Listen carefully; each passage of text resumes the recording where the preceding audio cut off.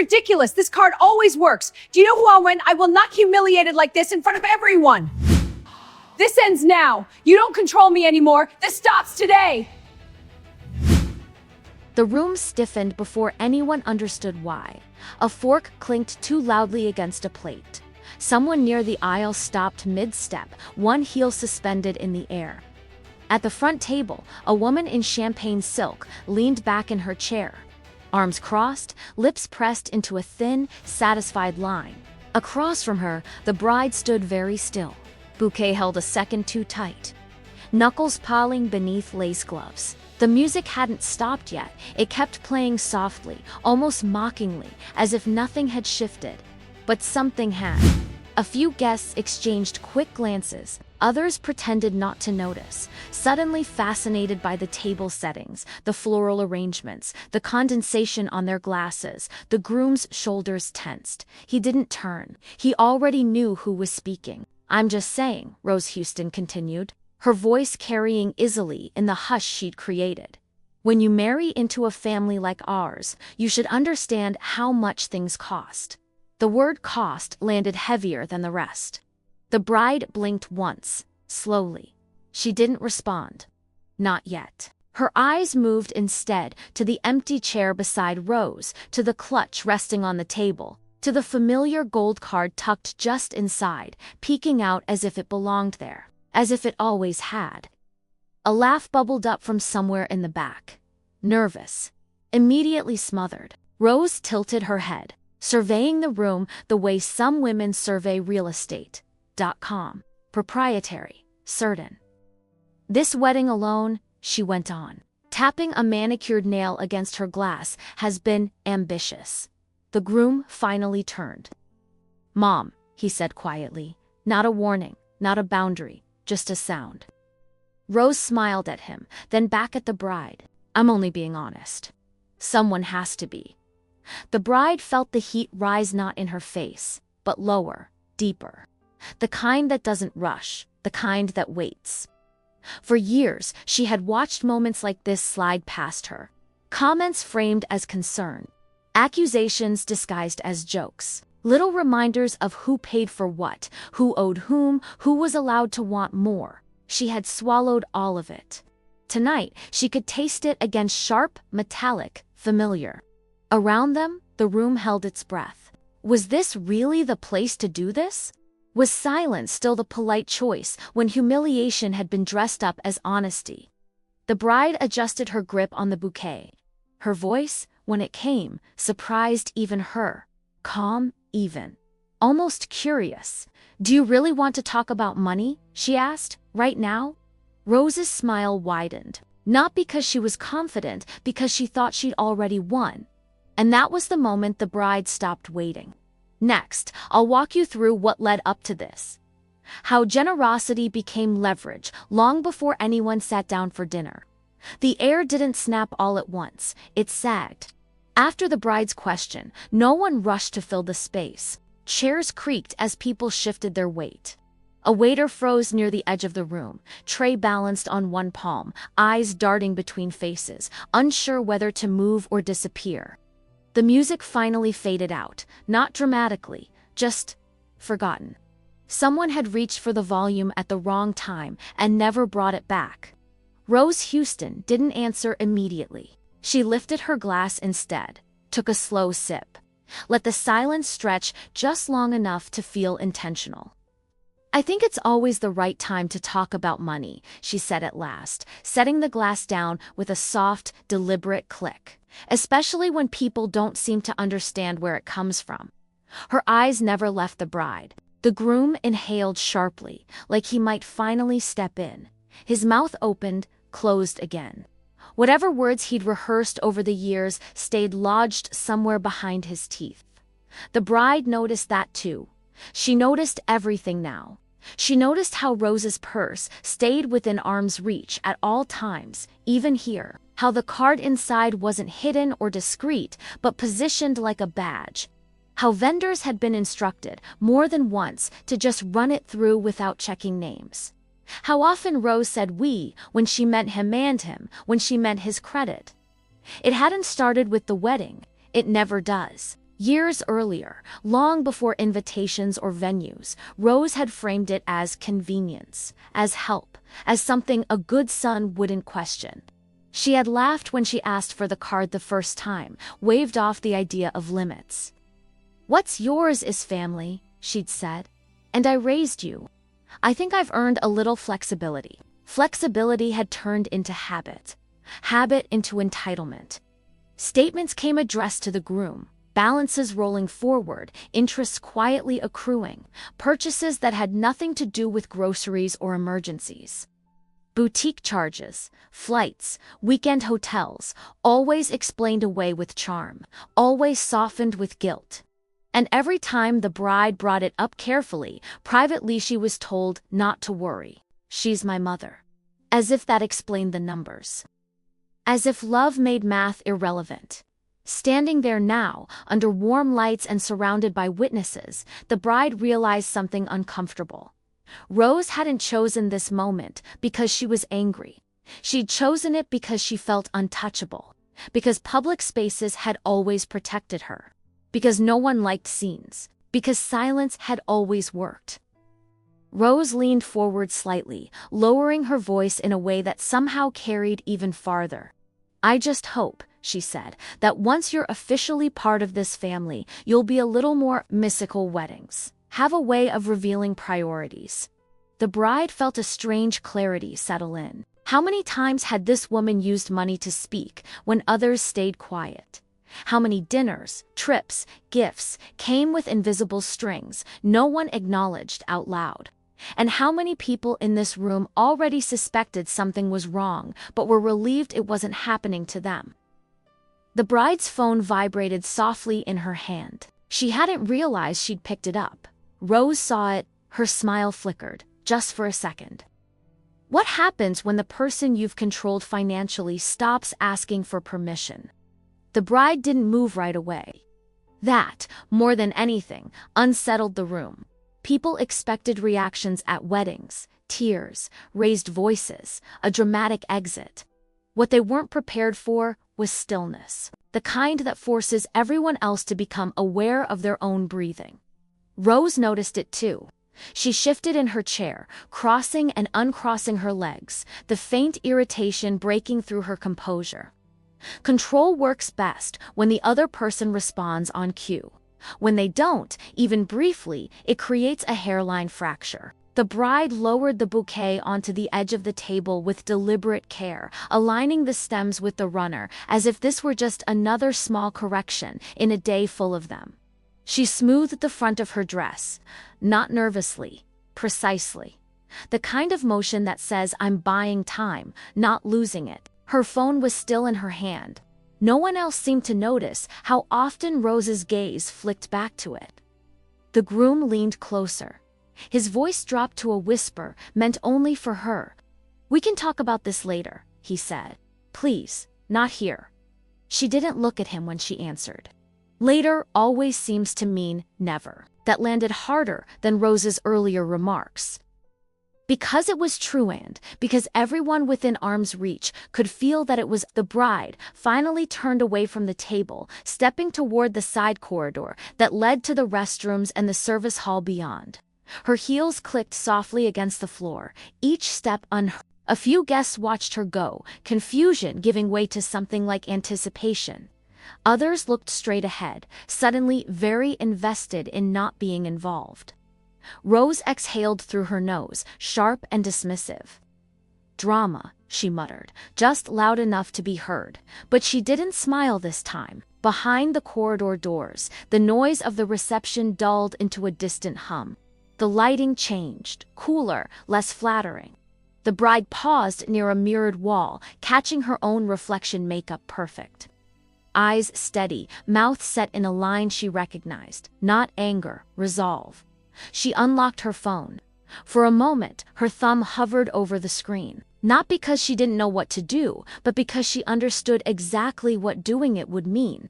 This wasn't about embarrassment anymore. It wasn't even about the wedding. It was about permission. She scrolled past messages she hadn't opened, notifications she'd ignored for weeks, statements she'd memorized without meaning to. The numbers lined up the way they always had. Revolving balance. Payment due. Authorized user activity she had never authorized. In the mirror, she caught movement behind her. The groom had followed, stopping a few steps back. He looked smaller here, stripped of the audience, the ceremony, the assumptions, just a man confronted with the consequences of avoidance. "She didn't mean it like that," he said quietly. "You know how she is." The bride finally met his eyes. "I know exactly how she is." He swallowed. "She's helped us. She's helped me. That car dit's not a big deal." The bride tilted her head slightly. "Then why does it keep coming up?" He didn't answer. How many times had she been asked to be understanding? How many times had understanding meant absorbing discomfort so others could remain comfortable? She thought of every vendor who deferred to Rose without checking. Every time her name wasn't on the receipt, every joke about budgets that somehow always landed on her. Love, she realized, had been confused with tolerance for far too long. Her phone vibrated again. A transaction alert this time, recent, fresh. She didn't show it to him. Instead, she took a breath and felt something settle into place. A quiet certainty. The kind that doesn't ask for consensus. When she stepped back toward the doors, she knew the room would feel different the second she re-entered it. She knew eyes would lift, shoulders would tense. That something invisible but essential was about to be removed. And she knew Rose would sense it before anyone else. What happens when the woman everyone expected to endure finally decides to interrupt the system that feeds the abuse? She didn't announce her return. The doors opened quietly, and she stepped back into the room as if nothing had been interrupted. Except everything had. Conversations thinned out, mid-sentence. A laugh cut off too abruptly. Someone at the far table straightened in their chair, sensing movement before seeing it. The bride walked with the phone resting openly in her palm, not raised, not hidden, present. Rose noticed first. She always did. Her eyes dropped, then lifted again, sharper now, calculating. The purse was still beside her plate. The card still inside, but something in her posture changed, as if she'd felt a draft where there hadn't been one before. The bride stopped at the table. She didn't sit. "I think we should clear something up," she said, her voice level enough to force people to lean in rather than recoil. The groom stiffened beside her. "This isn't," he started. She held up one finger. Not toward him, toward the air. The room complied. Rose smiled, the practiced kind. "Sweetheart, if this is about stress, we can talk privately. No need to make guests uncomfortable." A few heads nodded instinctively. The reflex to protect appearances ran deep. The bride glanced around the table. At the flowers, the untouched bread plates, the carefully curated luxury. "It's already uncomfortable," she said. "It's just been uneven." Rose's smile thinned. "I don't know what you're implying." The bride tapped the screen once, waking it. "I'm implying that this card," she paused, just long enough for recognition to ripple, "has been used for years without boundaries." A murmur moved through the room. Soft but unmistakable. Rose leaned back, folding her arms. "Excuse me, that card belongs to my son. It belongs to the account holder," the bride replied, "and the account holder is standing right here." All eyes shifted to the groom. He opened his mouth, closed it. The silence made the answer for him. Rose laughed once, sharp and incredulous. "This is absurd. Everything I've ever charged was for family." "For him? For this wedding?"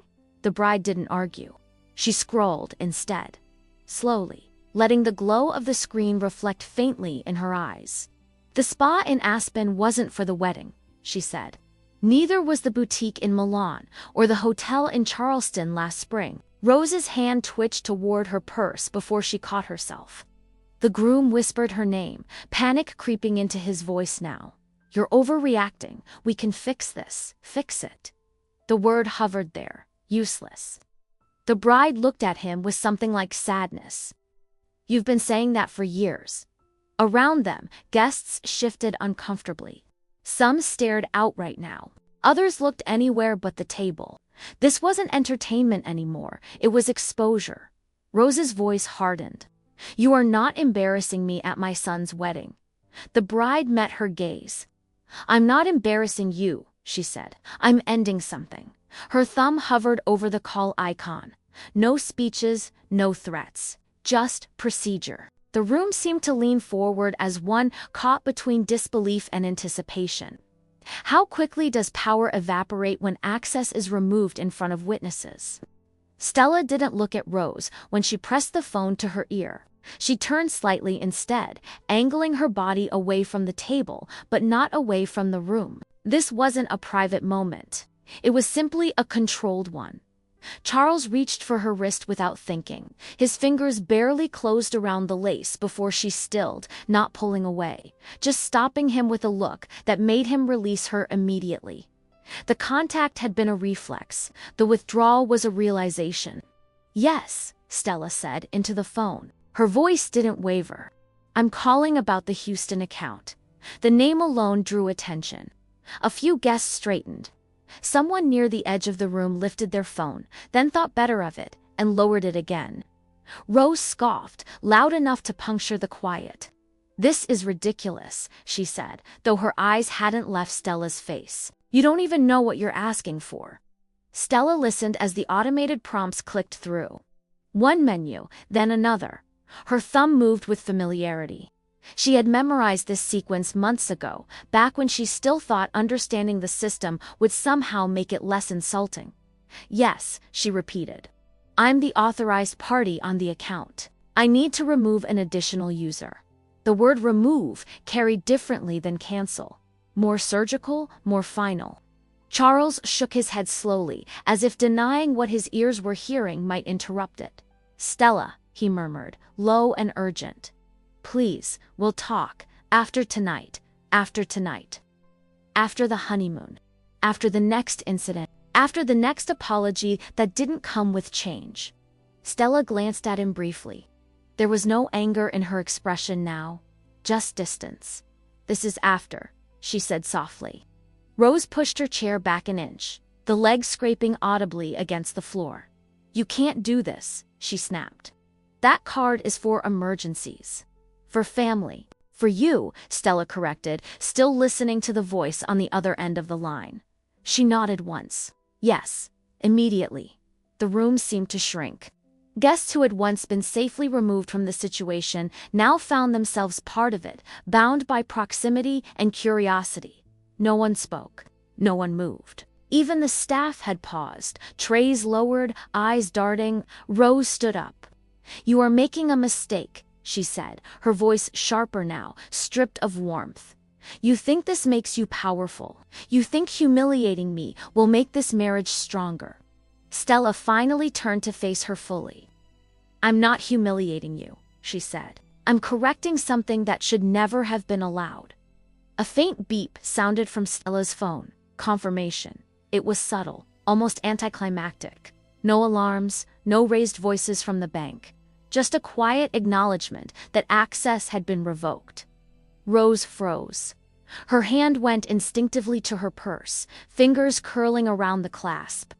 She didn't open it. She didn't need to. She already knew. A ripple moved through her face, confusion first, then disbelief, then something dangerously close to panic. She pulled the card out anyway, held it between her fingers like proof, like a talisman. This isn't funny, she said. Louder now. Charles, tell her to stop. Charles didn't answer. He was staring at the card, at the realization of how long he'd let it exist without question. Rose turned back to Stella. You've gone too far. Stella lowered the phone. No, she said. I stopped exactly where I needed to. Somewhere nearby, a guest shifted and whispered something unintelligible. The sound of it felt invasive in the quiet. Rose took a breath, steadying herself, already recalculating. Fine, she said. We'll see how long this lasts. Stella met her gaze, unblinking. You won't, because the card wasn't the only thing that had just been cut. What happens next isn't loud, but it's irreversible. Rose didn't sit back down. That alone told Stella everything. She stayed standing, shoulders squared, chin lifted a fraction higher than before, as if posture alone could reassert authority. The purse was now in her hand, no longer resting casually on the table. She opened it with controlled movements, fingers a touch less graceful than usual. No one pretended not to watch anymore. Rose reached inside, pulled the card free, and held it up between two fingers. The gold caught the light. For a second, it still looked powerful, familiar, trusted. She took a step toward the bar. "Rose," Charles said, finally raising his voice. Not loud, just audible. "Maybe don't." She ignored him. The bartender noticed her approach and straightened automatically, defaulting to professionalism. He smiled, polite, neutral, unaware he was about to become part of something he wouldn't forget. Rose ordered, without looking back.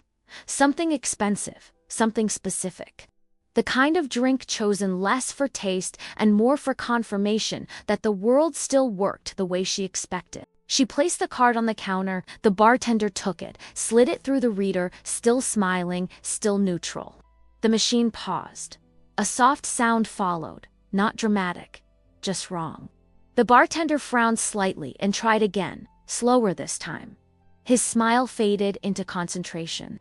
He glanced up, then back at the screen. "I'm sorry," he said carefully. "It looks like this card has been declined." The word rippled outward. Rose laughed, quick and sharp. "That's impossible. Try again." He did. Same result. A few people nearby shifted. Someone sucked in a breath they hadn't meant to take. A chair scraped softly as a guest leaned back, instinctively creating distance. Rose's smile vanished. She leaned forward, lowering her voice. "There must be a mistake." The bartender shook his head, already uncomfortable. "It's showing as unauthorized." Unauthorized. Rose straightened slowly, every movement deliberate, as if refusing to let urgency show. She turned back toward the table, scanning faces, searching for recognition, for support, for someone to correct this. Her eyes landed on Stella. Stella didn't react. She didn't move. She simply met Rose's gaze and waited. Was there anything more unsettling than certainty that didn't need to announce itself? Rose walked back to the table, heels clicking louder now, rhythm uneven. She placed the card down hard enough for it to make a sound against the wood. "What did you do?" she demanded. Stella's voice stayed even. "Exactly what I said I would." Charles stood up halfway, then stopped. Caught between the instinct to intervene and the realization that intervention had always been the problem. His face had gone pale. Not from shock, but from recognition. Rose turned on him. "Fix this." He didn't. He looked at the card, at Stella, at the guests who were no longer pretending this was none of their business, and for the first time he saw the situation without the cushioning of denial. "How long?" he asked his mother quietly. Rose's head snapped toward him. "That's not relevant." "It is," he said. His voice cracked slightly. "How long have you been using it like this?" Silence answered him. Not because there was no response, because any honest one would have destroyed the last illusion holding. Rose reached for her purse again, hands trembling now despite her effort to steady them. "You're all overreacting," she said, louder than necessary. "This is a family matter." Stella finally spoke again. "Family doesn't mean unlimited access," she said. "And love doesn't mean I stay quiet while you spend years pretending someone else's credit is yours." A guest near the edge of the room shifted, murmuring something under their breath. Someone else nodded once, unconsciously. Rose looked around and realized something too late. The audience she'd relied on to keep her safe had changed sides not out of loyalty to Stella, but out of discomfort with her own exposure. She picked up her purse, clutching it close now. "We're not done," she said, voice tight. "This isn't over." Stella didn't contradict her. Because some things don't need to be argued when they've already collapsed. As Rose turned away, the card slipped from her fingers and landed on the floor. No one moved to pick it up. The sound it made was small, but it echoed. Rose didn't storm out. That would have drawn sympathy. Instead, she walked slowly, rigidly, spine straight, as if posture alone could keep the fracture from showing. Her heels struck the floor with controlled precision. Each step, an attempt to reclaim dignity through discipline. Conversations didn't resume as she passed. They thinned, then died. Guests watched her go with the kind of attention usually reserved for accidents on the side of the road, uncomfortable. Compelled, silent, the doors closed behind her with a muted sound. Only then did the room exhale. Not relief, not yet. Something closer to confusion. Stella remained where she was. She hadn't followed. She hadn't checked her phone again. The action had already finished. What lingered now was consequence. Charles sat down heavily, one hand braced against the edge of the table. His jaw worked as if he were chewing through something bitter. He stared at the space Rose had occupied, then at the card still lying on the floor between two chairs. No one picked it up. A woman 2 tables away leaned toward her companion and whispered something Stella couldn't hear. But she saw the reaction: a widened gaze, a slow nod. Staff members resumed movement cautiously, as if afraid a wrong step might restart whatever had just ended. The bartender wiped the counter again, unnecessarily, eyes flicking toward the table and away. Charles finally spoke. "I didn't know it was that bad." Stella looked at him then. Really looked, you knew. Enough to avoid looking closer. He flinched, not defensively. "Honestly, I thought if I kept things calm." His voice trailed off. The sentence collapsed under its own weight. How many families survive by pretending calm is the same as healthy? Around them, the wedding attempted to reassemble itself. Music returned at a lower volume, hesitant. Someone laughed too loudly, then stopped. A few guests rose to refill drinks, eager for motion, for anything that wasn't this table. Stella reached down and picked up the card. The weight of it surprised her, not physically, but symbolically. So much authority in something so small. She turned it over once, then slid it into her clutch, not as a trophy, as evidence. Charles watched her. What happens now? She considered him for a moment. The question wasn't about logistics, it was about direction. "Now," she said, "we see what's real." He nodded slowly, as if bracing himself. "She's going to call. She's going to say things. I know, and if she apologizes..." Stella didn't answer right away. Her eyes moved across the room, taking in the guests, the decorations, the version of a perfect day that had survived despite everything. "Apologies don't restore trust," she said. "Patterns do." Charles swallowed. He looked older suddenly, less certain. "I should have handled this." "Yes," Stella said, not cruelly, just truthfully. At the edge of the room, someone finally bent down and retrieved Rose's abandoned napkin, folding it neatly, as if tidying up could erase what had happened. It couldn't, because outside the room, beyond the closed doors, Rose was already learning something new. Without access, explanations fall apart quickly. Rose didn't make it to the parking lot before the first call. Her phone buzzed inside her purse as she stood just outside the venue doors, the muffled sound of music leaking through the walls behind her. She stopped walking, dug the phone out with fingers that were no longer steady. The screen lit up with a familiar number 1 she'd never bothered to save because she'd never needed to. She answered on the second ring. "What did you do?" Her voice came out sharp, clipped, already framing herself as the wronged party. There was a pause on the other end. Then, a calm, procedural voice. Questions, verification, the kind of tone that doesn't bend to outrage. Rose tightened her grip on the phone. "I've been using that account for years," she snapped. "There must be some misunderstanding." Another pause. Longer this time. She paced, heels scraping against the concrete, irritation building as explanations failed to land the way they always had. She tried different angles.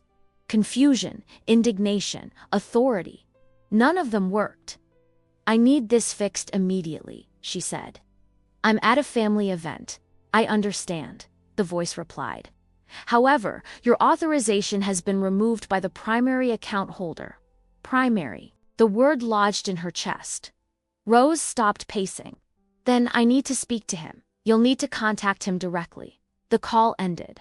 Rose stared at the phone for a moment longer than necessary, as if waiting for it to correct itself. When it didn't, she slipped it back into her purse and stood very still, the reality settling in layer by layer.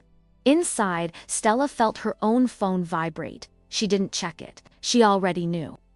Charles glanced at her, reading the subtle shift in her posture. That was her. Yes, she's not going to let this go. Stella nodded once. I wouldn't expect her to. Minutes passed, then more. Guests began to relax into the rhythm of the evening again, though something fundamental had changed. Conversations felt quieter, more careful, as if everyone had learned something they weren't sure how to unlearn. Charles's phone rang. He hesitated before answering, stepping away from the table as he did. Stella watched him go, not following this time. Some things had to be faced alone. From across the room, she could see his shoulders tense, his head dip, the familiar pattern of appeasement threatening to resurface. Then, something different. He straightened. No, he said, not loudly, but clearly enough that Stella felt it from where she stood. That's not happening. A pause. I'm not discussing this here. Another pause. This isn't about disrespect. It's about boundaries. When he returned, his expression was altered. Not resolved, but awakened. She says you humiliated her, he said quietly. Stella met his eyes. She humiliated herself when she assumed no one would ever stop her. He exhaled slowly. She wants us to come outside. To talk. He thought about it, then shook his head. Not like this. Stella reached for his hand, not to reassure him, but to anchor the moment. Then don't. Somewhere beyond the walls, Rose sat in her car now, phone balanced on her knee, scrolling through contacts she hadn't needed in years. Numbers that once meant leverage. Names that once answered quickly. She made another call. Voicemail. Another ringing. Then a polite deflection. An excuse. For the first time, she was discovering what happens when access disappears, and all that's left is explanation. And explanations don't carry the same weight without power behind them. Rose stayed in the car longer than she meant to. At first, she told herself it was strategic. Give it time, let emotions cool. People always came back once the shock wore off. They always did. She had built her life on that certainty. But the longer she sat there, the more the silence pressed in. No calls came through, no messages asking her to return. No quiet assurances that this would all be smoothed over later. The venue doors opened and closed as guests stepped out for air, laughter drifting into the night, detached from her completely. It was as if the celebration had sealed itself without her. Inside, Charles stood near the edge of the dance floor, watching couples move in slow, imperfect circles. His hand still rested in Stella's, though neither of them was dancing. The contact felt different, now not symbolic, not ceremonial, but real. Waited. She's never going to forgive this, he said, almost to himself. Stella didn't answer right away. She followed his gaze, noting how icily the room had adapted, how quickly life reasserted itself once the source of tension was removed. Forgiveness isn't something you can demand when you've never acknowledged harm, she said. Charles nodded, but his expression tightened. She's going to say I chose you over her. Stella turned to him then. Did you? The question landed cleanly. No accusation, no softness to cushion it. Charles opened his mouth, ready with a reflexive answer, and stopped.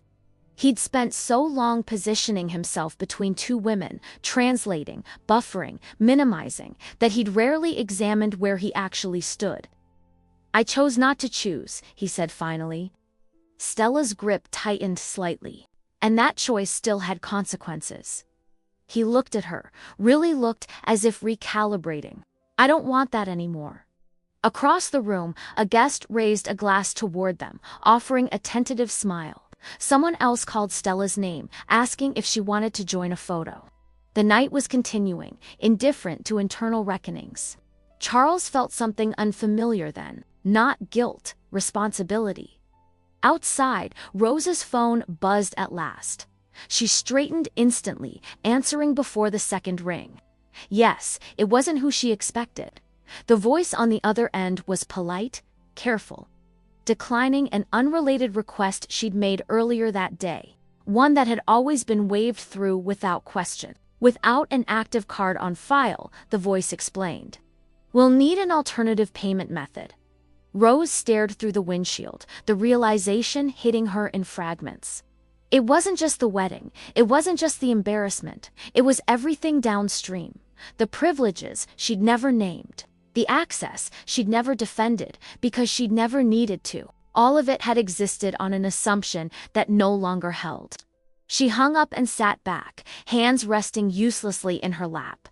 Inside, Stella finally stepped onto the dance floor, letting the music pull her forward. Charles followed, a half step behind, watching her move with a quiet certainty he hadn't seen before. She wasn't proving anything. She wasn't performing strength. She was simply no longer negotiating her own dignity. And for Charles, that was the moment neutrality became impossible.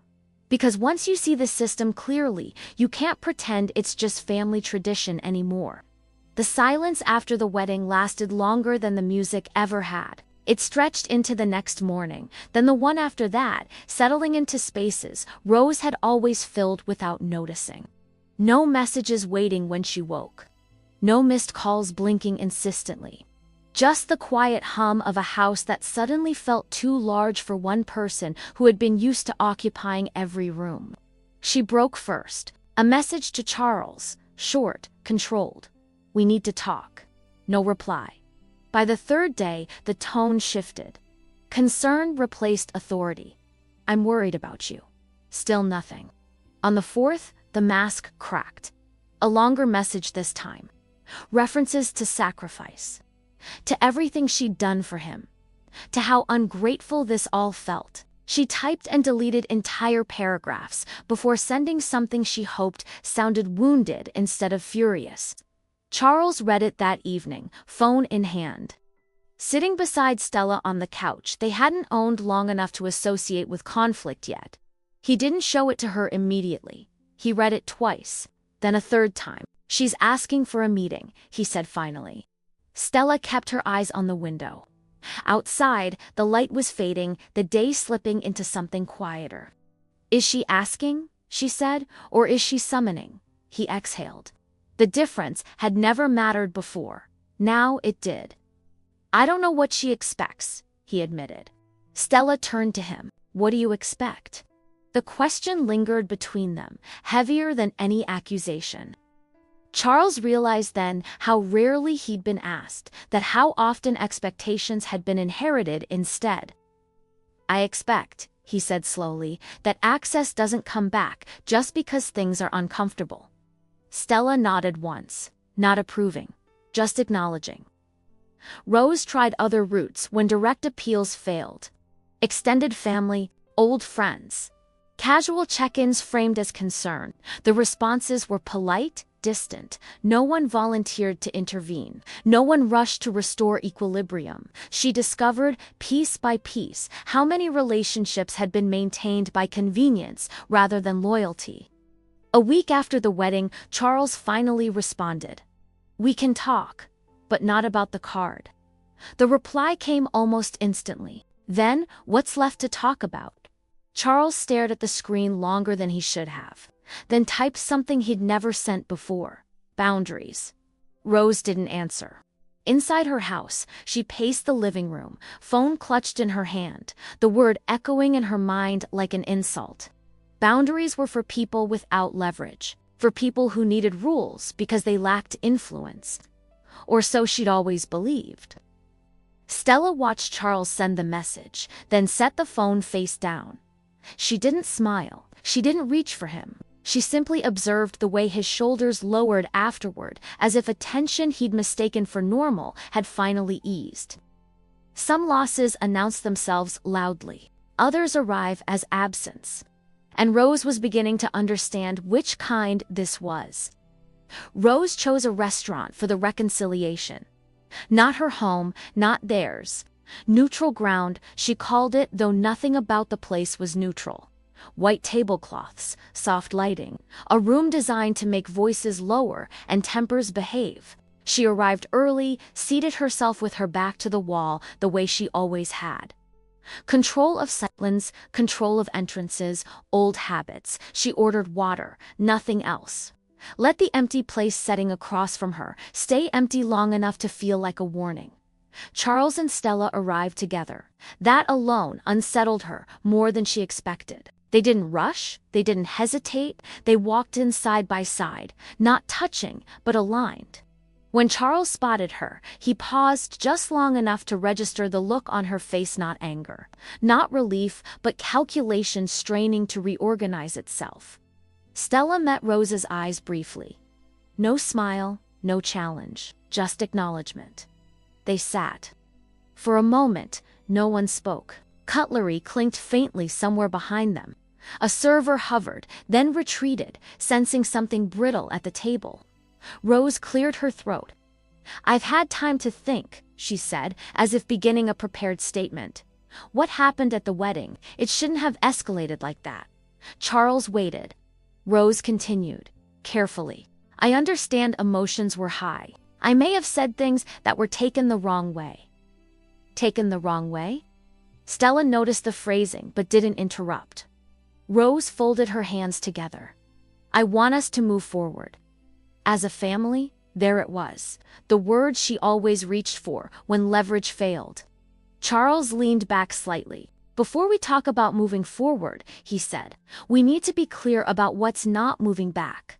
Rose's eyes flicked to Stella, then back to him. "I don't know why you're both acting like I committed some kind of crime." "You didn't," Charles said, "but you crossed boundaries repeatedly." Rose let out a small, incredulous laugh. Boundaries. That word again. Stella spoke then, her voice calm, almost gentle. "Boundaries don't accuse," she said. "They clarify." Rose turned toward her fully now. "You've always been very particular," she said. About control. The irony hung there, unspoken. Stella didn't rise to it. "I'm particular about consent," she replied. "Especially financial." Rose's jaw tightened. "So that's it. You cut me off and expect me to apologize for trusting my own son." Charles shook his head slowly. "You didn't trust me," he said. "You used my avoidance." The words landed harder than anything Stella could have said. Rose looked at him, then really looked, and something in her expression shifted. Not remorse. Recognition. The realization that the dynamic she'd relied on no longer existed. "So what?" she said quietly. "I'm just supposed to ask now." "For everything." Charles nodded. "Yes." Silence followed, longer this time, less performative. Rose leaned back in her chair, exhaling through her nose. "You're choosing her." Charles didn't answer immediately. When he did, his voice was steady. "I'm choosing a marriage that doesn't require secrecy to function." Stella watched Rose absorb that. Watched the calculation fail to find an angle. "This is humiliating," Rose said at last. Stella met her gaze. "It was humiliating to be blamed publicly for problems I didn't create," she said. "We're just naming different moments." Rose looked away. When the server returned, Rose ordered nothing, neither did Charles. Stella asked for coffee. The meeting ended without raised voices, without reconciliation, without resolution. But when they stood to leave, Rose didn't reach for either of them, and that absence said more than any apology ever could. Distance doesn't arrive all at once, it settles. At first, it felt temporary, like a pause everyone pretended was strategic. Weeks passed with no calls that weren't logistical. Birthdays acknowledged late, if at all. Holidays discussed vaguely, then avoided. Rose stopped suggesting plans. Charles stopped filling the silence with excuses. Stella noticed the shift before she named it. Life became quieter in ways that felt earned. Mornings without tension carried over from unread messages. Evenings without the low-grade anxiety of waiting for the next small request that would somehow cost more than it admitted. The absence of Rose's voice wasn't dramatic. It was stabilizing. Charles changed to hype, began checking statements without being prompted, asking questions he'd once waved away, pausing before agreeing instead of assuming peace required compliance. Sometimes he caught himself mid-reaction, old instincts flaring, then stopping. I didn't realize how much energy that took, he admitted one night, closing his laptop, managing her expectations. Stella didn't say, "I know." She let the realization be his. Rose tried once more. Months later, a message framed as nostalgia, a memory softened just enough to sound harmless. "Remember when you were little and we went away every summer? No request attached, just implication?" Charles read it, set the phone down. Didn't respond. Elsewhere, Rose learned to live with limits she hadn't agreed to. She adjusted. Not gracefully, but realistically. Expenses became visible. Decisions required planning. Influence, once assumed, now had to be negotiated. Some relationships faded when she couldn't offer access anymore. Others sharpened, transactional, and exposed for what they were. The world didn't collapse, but it did shrink. Stella watched all of it from a distance she'd chosen. There was no celebration of victory, no declaration of independence, just a life that no longer required vigilance to protect its edges.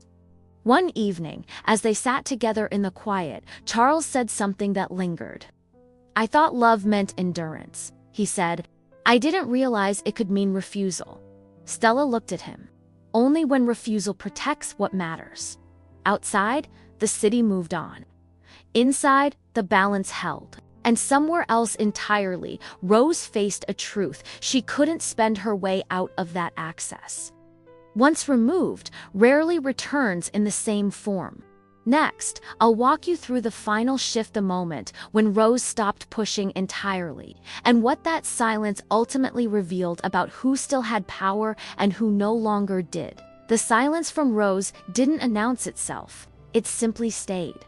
Weeks passed without messages, then months. The kind of absence that isn't dramatic enough to discuss, but persistent enough to redefine reality. No apologies arrived later than expected. No sudden emergencies appeared to test boundaries. No carefully worded invitations designed to pull things back to the way they were. Rose stopped pushing. Not because she understood, because she had run out of leverage. Stella noticed it one afternoon while sorting mail. No envelopes in Rose's handwriting. No notes slipped in with obligations disguised as affection. The quiet had become consistent, predictable. Charles noticed it differently. He realized he no longer flinched when his phone buzzed, that the reflex to prepare explanations had faded. He could read a message without bracing himself for what would follow. The absence had rewired him in ways confrontation never had. "She hasn't called in a while," he said one evening, not asking a question. Stella nodded. "That happens when access ends." He sat with that. "Do you think she's done?" Stella didn't answer immediately. She understood something Charles was only beginning to see. Silence wasn't surrender. It was assessment. The kind that comes when power has to be recalculated instead of assumed. Rose, meanwhile, learned how invisible she could be. Without the card, without the urgency she once manufactured, her presence no longer rearranged schedules. Her opinions no longer arrived with consequences attached. She could speak, but now she had to wait to be heard. It changed the texture of everything. Stella and Charles built routines that didn't account for interruption, decisions that didn't require justification. Their marriage grew into something quieter, sturdier, unremarkable in the best way. One night, as they locked up the house, Charles paused at the door. "I keep thinking there's going to be another moment," he said. "Another test." "There might be," Stella replied, "but not like before, because the most decisive shift hadn't happened at the wedding, or the restaurant, or even when the card was declined. It happened when the system stopped responding to her entirely. Power doesn't always explode when it's challenged. Sometimes it dissolves when it's no longer needed. And silence, real silence, is often the clearest proof of where control truly ended." Next, I'll walk you through the one unexpected moment that came later, the moment that confirmed this wasn't a pause. But a permanent change neither of them could reverse, even if they wanted to. It happened on a day that wasn't marked for anything. No anniversary, no holiday, no reason to be careful. Stella was standing in line at a cafe she rarely visited, scrolling absently through her phone, when she heard her name spoken in a tone that didn't expect resistance. "Stella," she turned slowly. Rose stood a few feet away, clutching a small paper bag, eyes sharper than Stella remembered, thinner, too. Not fragile, just adjusted. Like someone who had learned to occupy less space because the room no longer moved for her. For a second, neither of them spoke. People passed between them. Cups clinked. The world didn't pause the way it once had. "I didn't know you came here," Rose said finally. "I don't usually," Stella replied. Silence settled again, heavier this time. Not hostile, evaluative. Rose glanced around, then back at Stella. "Charles," she said, not a question. "He's well." "Yes." Another pause. Rose shifted the bag from one hand to the other. "I wanted to let you know," she said, carefully. "I've made some changes." Stella waited. "I'm reorganizing things," Rose continued. "Downsizing, simplifying." The words were chosen precisely. Not apologetic, not confrontational, informational. "That makes sense," Stella said. Rose seemed unsettled by the lack of engagement. "I thought you'd want to know," she added. "Why?" The question was gentle. It landed anyway. Rose opened her mouth, closed it. For the first time, there was no prepared answer. No leverage to attach to the explanation. Just information offered without a guarantee of relevance. "I suppose," Rose said slowly, "I wanted to see where we stand." Stella considered her. The woman who had once dominated rooms now stood waiting for acknowledgement in a coffee line, exposed not by confrontation, but by normalcy. "We stand where we've been standing," Stella said. "Nothing's changed." Rose nodded, as if she'd expected that. Or feared it. She hesitated, then did something small, but telling. She reached into the bag and pulled out a folded receipt, smoothing it reflexively before catching herself. An old habit surfacing without purpose. "I should go," she said. Stella nodded once. Rose turned to leave, then stopped. "You know," she said, not looking back, "I never thought it would end like this." Stella didn't answer. Because it hadn't ended. It had shifted into something quieter, something unresolved, something that didn't ask permission anymore. Rose walked out into the street and disappeared into the crowd. No final words. No confrontation, salvaged or lost. Just separation sustained by choice rather than force. Later that evening, Stella told Charles about the encounter. He listened without interruption, then asked, "Did she ask for anything?" "No." He leaned back, absorbing that. "That's new." "Yes," Stella said. "And that's the point. Because when control stops asking and starts observing, it hasn't vanished. And sometimes the most dangerous phase isn't the conflict. It's what comes after, when everyone understands the rules have changed, but no one is quite sure how far they reach." Stella didn't think about the encounter right away. That was what surprised her most. She expected it to linger, to echo the way confrontations used to, replaying themselves late at night, demanding interpretation. But days passed, then more, and the memory settled somewhere quieter, not buried, just filed. It returned later, unexpectedly, while she was reviewing a statement at the kitchen table. Nothing alarming, no unfamiliar charges.